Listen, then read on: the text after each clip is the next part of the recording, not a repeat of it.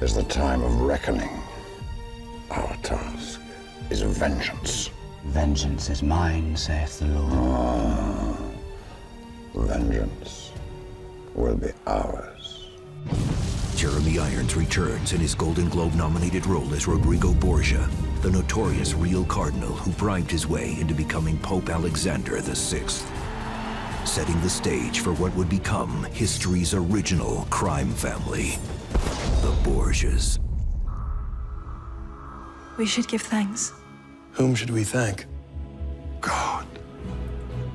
End of season 1, we left the Borgia family having just kind of saved Rome together, and Lucrezia just had a baby, and there's a feeling of family unity at the end of last series. It's going so well that it can only go wrong from that point. We come back, and all seems to be well. All seems to be well. This season, Pope Alexander faces threats from outside the walls of the Vatican, while fighting to keep his family together within. If we are to achieve this greatness, your birthright, it will be together as family. This second season starts very clearly with a rift, especially between the brothers.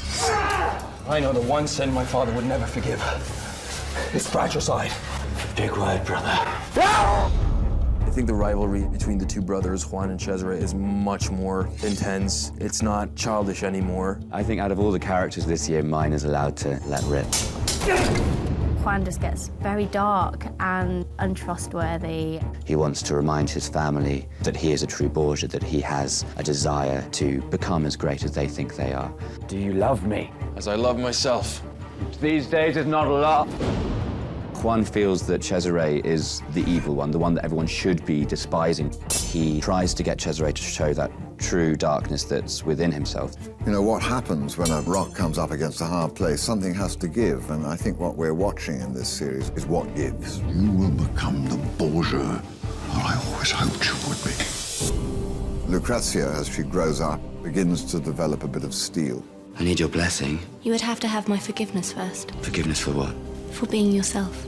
As such a young girl, she got married off to this guy who raped her and beat her, and she's been through such a lot that I think she's prepared to stand up for herself this time and not just for the family. I will not have this family at war with itself. It is then up to the Pope to try and keep this family unit from destroying itself from the inside out. To family. We would restore Rome to its former glory. Another Borgias, it shall shine, as it did beneath the Caesars. Season 1, there was a lot of setting up of the situation. Now we're beginning to move. We fight fire with fire. There's a lot more action. There is corruption, there's little sneaky battles here and there. Every choice matters this season. It's a huge, epic tale of wars and faith. But at the center of that, it's a family. Bound by flesh and blood, corrupted by power. The Borgias.